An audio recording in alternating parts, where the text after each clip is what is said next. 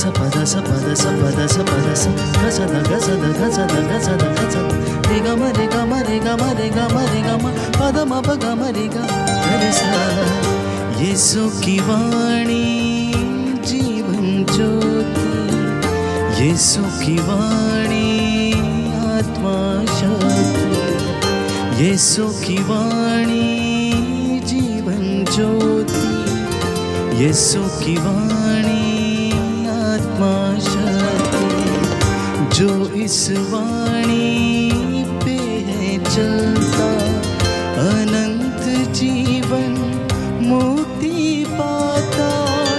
जो इस वाणी पे है चलता अनंत जीवन मुक्ति पाता। यीशु की वाणी जीवन ज्योति, यीशु की वाणी आत्मा शक्ति, यीशु की वाणी जीवन ज्योति, यीशु की वाणी आत्मा शक्ति।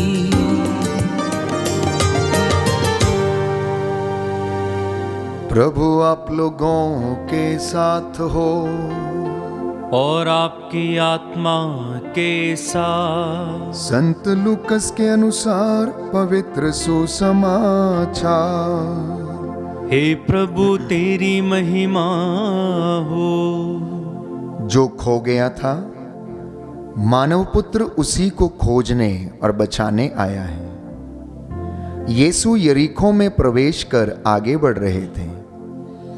जक्केउस नामक एक प्रमुख और धनी नाकेदार यह देखना चाहता था कि यीशु कौन है, परंतु वह छोटे कद का था, इसलिए वह भीड़ में उन्हें नहीं देख सका। वह आगे दौड़कर यीशु को देखने के लिए एक गूलर के पेड़ पर चढ़ गया, क्योंकि वह उसी रास्ते से आने वाले थे। जब यीशु उस जगह पहुंचे तो उन्होंने आंखें ऊपर उठाकर जक्केउस से कहा, जक्केउस जल्दी नीचे आओ, क्योंकि आज मुझे तुम्हारे यहां ठहरना है। उसने तुरंत उतरकर आनंद के साथ अपने यहां यीशु का स्वागत किया। इस पर सब लोग यह कहकर भुनभुनाने लगे, वह एक पापी के यहां ठहरने गए हैं। जक्केउस ने दृढ़ता से प्रभु से कहा, प्रभु देखिए, मैं अपनी आधी संपत्ति गरीबों को दूंगा, और मैंने जिन लोगों के साथ किसी बात में बेईमानी की है उन्हें उसका चौगुना लौटा दूंगा। यीशु ने उससे कहा, आज इस घर में मुक्ति का आगमन हुआ है, क्योंकि यह भी इब्राहिम का बेटा है। जो खो गया था, मानव पुत्र उसी को खोजने और बचाने आया है। प्रभु का सुसमाचार है। हे क्रिस्त तेरी स्तुति हो। क्रिस्त में मेरे प्यारे भाइयों और बहनों, आज का पहला पाठ प्रकाशना ग्रंथ अध्याय 3 पद संख्या 1 से 6, पद संख्या 14 और पद संख्या 22 से पढ़ा गया। और प्रभु का वचन ये कहता है, यदि कोई मेरे लिए द्वार खोल देगा तो मैं उसके यहां आकर उसके साथ भोजन करूंगा। ये बात प्यारे भाइयों और बहनों लूकस के सुसमाचार अध्याय 19 पद संख्या 1 से 10 में पूरी होती है। जब यीशु ने जक्केउस को बुलाया और उससे कहा, जक्केउस जल्दी नीचे आओ, मैं तुम्हारे यहां ठहरना चाहता हूं। और जक्केउस ने बड़े आनंद के साथ यीशु का अपने घर में स्वागत किया। और यीशु उसके घर में गए और उसके घर का उद्धार हो गया, उसके घर की मुक्ति संभव हो गई। उसने निर्णय किया कि जिन बातों और बुराइयों में वो फंसा हुआ था वह उससे अपने आप को अलग करेगा। जक्कैउस का यह प्रायश्चित उसके लिए मुक्ति के द्वार को खोल देता है। जक्कैउस यीशु को देखना चाहता था, उसे अनुभव करना चाहता था कि आखिर यीशु कैसे दिखते हैं, और उसकी यह प्यास उसे उस पेड़ तक ले गई जिस रास्ते से यीशु होकर गुजरने वाले थे।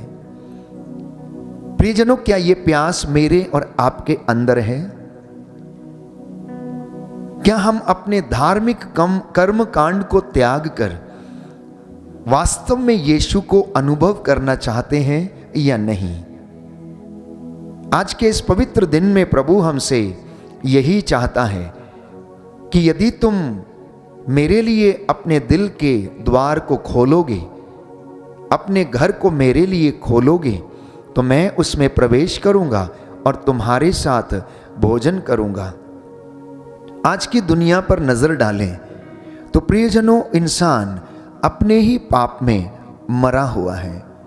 और बाइबल हमें बताती है प्रकाशना ग्रंथ अध्याय 3 में कि प्रभु का वचन ये कहता है, मैं तुम्हारे आचरण से परिचित हूं। लोग तुम्हें जीवित मानते हैं, किंतु तुम तो मर चुके हो। जागो, तुम में जो जीवन शेष है और मरने को है, उसमें प्राण डालो।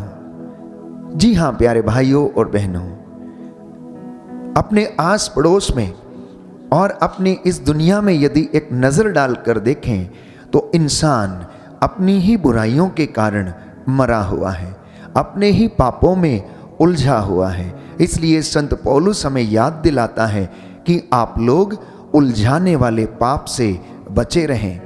प्रभु ये कहता है कि मैंने तुम्हारे आचरण को अपने ईश्वर की दृष्टि में अपूर्ण पाया है। तुमने जो शिक्षा स्वीकार की और सुनी है, उसे याद रखो, उसका पालन करो और पश्चाताप करो। प्रायश्चित एक निर्णय है, और जब एक विश्वासी प्रायश्चित करता है और निर्णय लेता है और प्रभु के पास लौटता है, तो प्रभु उस पर दया करता है।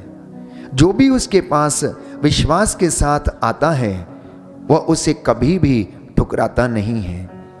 प्यारे भाइयों और बहनों, सुसमाचार में हम पढ़ते हैं कि जक्कैउस ने निर्णय लिया कि जो मैंने अन्याय के द्वारा कमाई हुई धन संपत्ति है, उसे मैं गरीबों में बांट दूंगा। जिसको मैंने ठगा है, जिससे मैंने अन्यायपूर्वक लूटा है, उसको मैं 4 गुना लौटाऊंगा।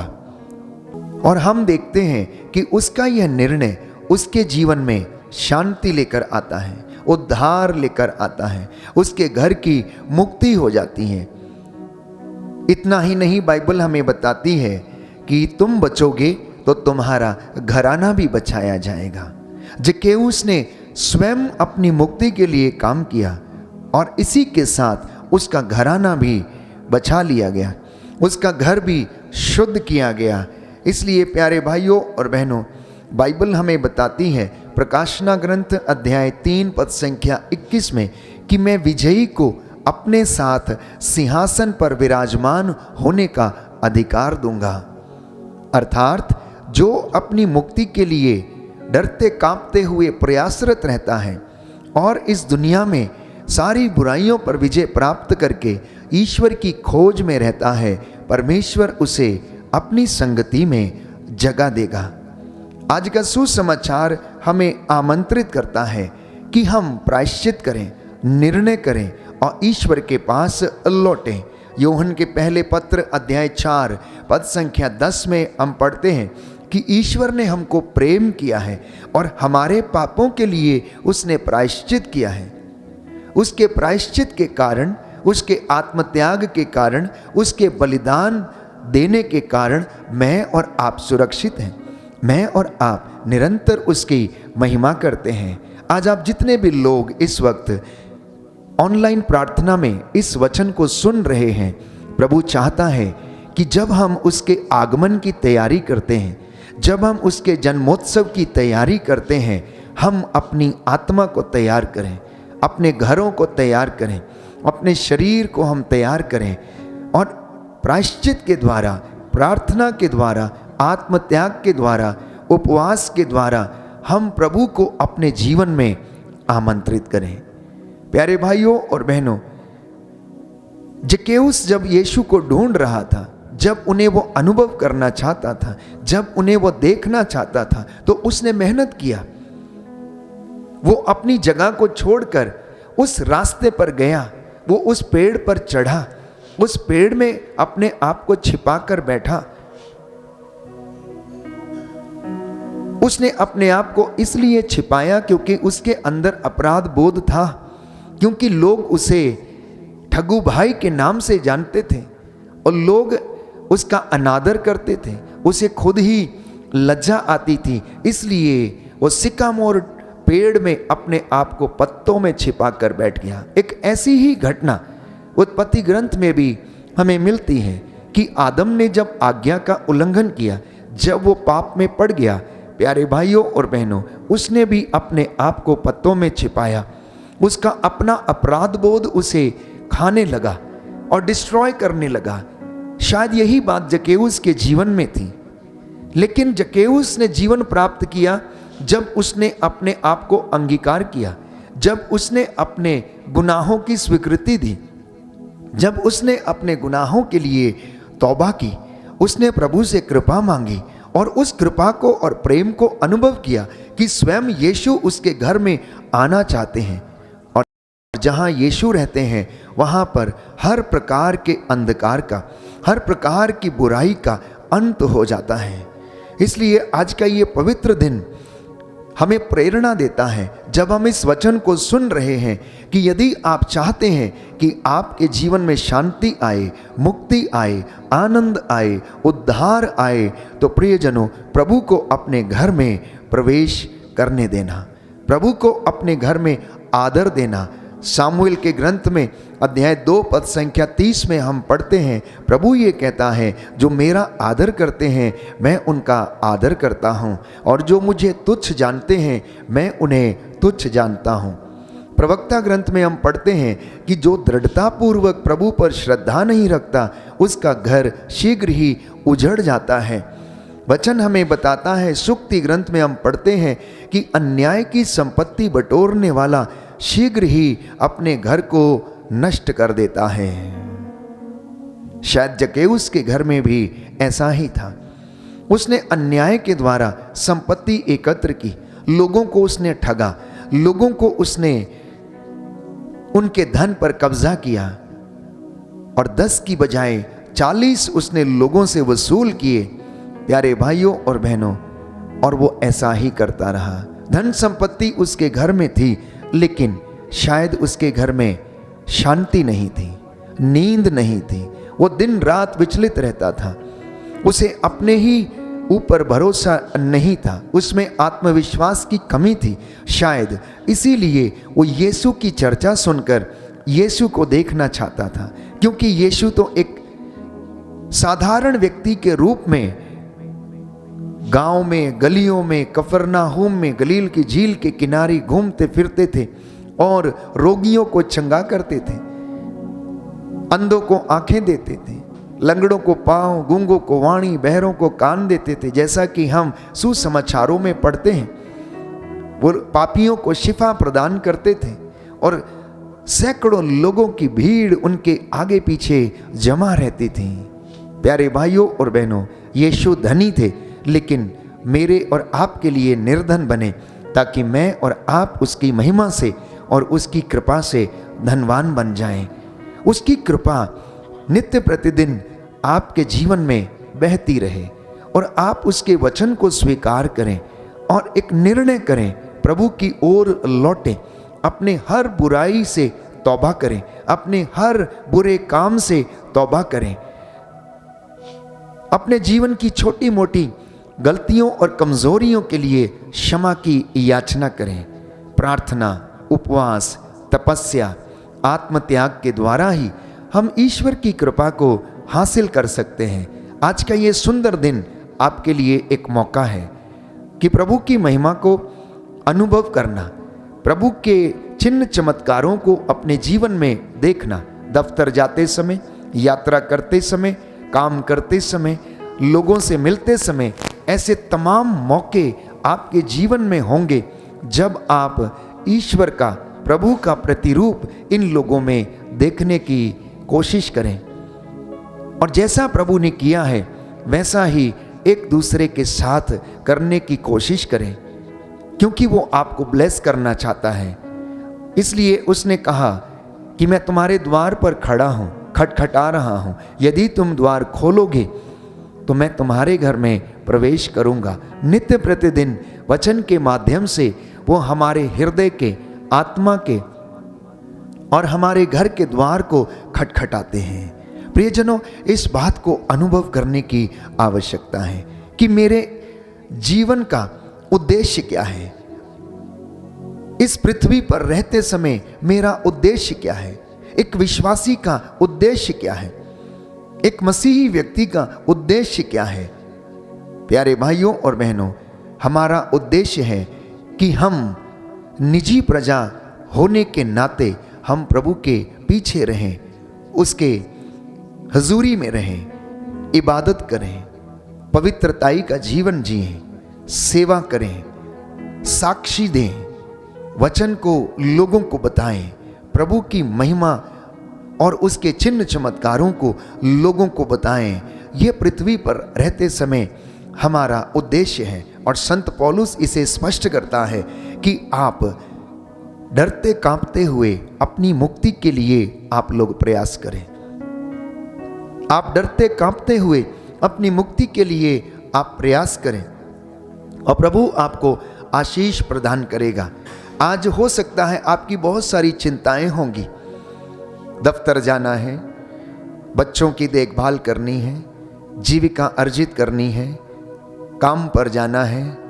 हो सकता है कि कुछ ऐसे काम जो कि आपकी पहुंच से बाहर हैं, जो आप करने में असमर्थ हैं, तो आज उन्हें प्रभु को समर्पित करना। लूकस के सुसमाचार अध्याय 18 पद संख्या 27, जो बातें आपके लिए और मनुष्यों के लिए असंभव हैं वो ईश्वर के लिए संभव हैं। लूकस का सुसमाचार अध्याय 1 पद संख्या 37 कि ईश्वर के लिए कुछ भी असंभव नहीं है, वो आपके जीवन में पूरा करेगा। मरकुस के सुसमाचार अध्याय 11 पद संख्या 24, आप जो कुछ भी इस वक्त ईश्वर से मांग रहे हैं, विश्वास करना कि वो आपको मिल गया है और प्रभु कहता है वह तुम्हें दे दिया जाएगा। जी हाँ प्यारे भाइयों और बहनों, प्रभु अपने वादे का सच्चा है और वो अपने वादों को पूरा करता है। आज का दिन आपके लिए मंगलमय हो, इसलिए आज अपने भाई या बहन को क्षमा करना, प्रभु के सामने नतमस्तक होकर प्रायश्चित करना, स्वीकार करना कि प्रभु हम कमज़ोर हैं, हम कमज़ोर हैं, आपके बिना हम अधूरे हैं, आपकी मर्जी के मुताबिक इस दुनिया में सब कुछ होता है। हे प्रभु, तेरा आत्मा हमारी अगुवाई करे, तेरे स्वर्गदूत हमारी अगुवाई करें। प्रभु, हम अपनी सारी चिंताओं को आपको समर्पित करते हैं, क्योंकि हमारा विश्वास है कि आप हमारी सुध लेते हैं। मेरे घर में आइए, हमारे घर में ठहर जाइए, मेरे बच्चों के जीवन में आइए। प्रभु, मेरे बिजनेस में, मेरे कामकाज में मेरी सहायता कीजिए, मुझे बुद्धि प्रदान कीजिए, ये निर्णय लेना और प्रभु के साथ रहना। क्योंकि बाइबल हमें कहती है, यूहन्ना के सुसमाचार अध्याय 15 पद संख्या 1 में कि मैं सच्ची दाखलता हूँ, जो मुझ में रहता है मैं उसमें रहता हूँ। जो डाली दाखलता से जुड़ी रहती हैं वो बहुत फल उत्पन्न करती हैं। इसलिए अगर कोई व्यक्ति मुझसे जुड़ा रहता है तो उसे जीवन रस मिलता रहता है। आइए हम प्रार्थना करें, प्रभु हमें आशीष दे। आज के वचन यीशु वाणी के माध्यम से आपने जो सुने हैं ये आपको हौसला दें, हिम्मत दें, ढारस रखिए, घबराइए मत। आज का दिन मंगलमय हो और आज के इस पूरे दिन में प्रभु आपको आशीष और दूतों का संरक्षण प्रदान करे। आमीन। सर्वशक्तिमान शाश्वत दयालु पिता ईश्वर, धन्यवाद देते हैं आज के वचन के लिए, जीवन के वरदान के लिए, अच्छे स्वास्थ्य के लिए। हे प्रभु, हम तेरी आराधना करते, तेरी महिमा गाते और तुझे धन्य कहते हैं। आज का ये पूरा दिन हम तेरी महिमा के लिए बिता सकें। हमारे घर परिवार में, बच्चों के जीवन में आशीष आ जाए। हमारी सेवकाई को ब्लेस करने की कृपा कर। जितने लोगों ने आज का ये वचन सुना है, हे प्रभु, इन्हें आशीष प्रदान कर। जो बीमार हैं, रोग शैया पर हैं, इन पर तेरा आशीर्वाद उतरे, इनकी हड्डियों को बल प्रदान कर। तेरे इन बेटे और बेटियों की आटा गूंदने की परात को आशीष मिले। इनकी मेहनत मजदूरी धन संपत्ति को तेरा आशीर्वाद मिले। और प्रभु, ये तेरी महिमा के दर्शन पाए। जिस तरह से जक्केउस ने निर्णय लिया और आपकी मुक्ति का आनंद प्राप्त किया, वैसे ही तेरे बच्चे भी इसी आनंद और महिमा को अनुभव कर सके। हमारी प्रार्थना सुन ले, हमारे उद्धारकर्ता यीशु प्रभु के द्वारा। आमीन।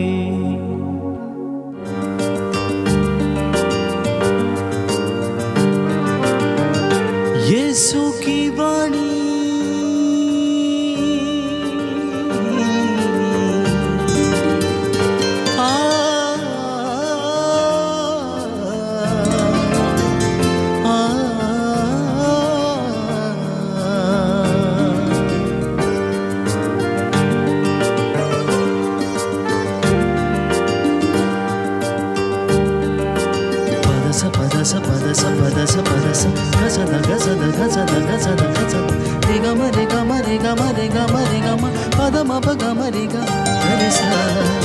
यीशु की वाणी जीवन ज्योति, यीशु की वाणी आत्मा शक्ति, यीशु की वाणी जीवन ज्योति, यीशु की वाणी आत्मा शक्ति।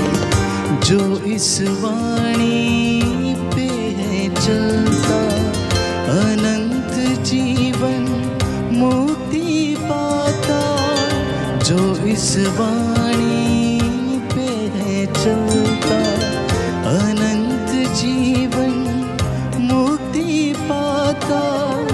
यीशु की वाणी जीवन ज्योति, यीशु की वाणी आत्मा शक्ति, यीशु की वाणी जीवन ज्योति, यीशु की वाणी आत्मा शक्ति।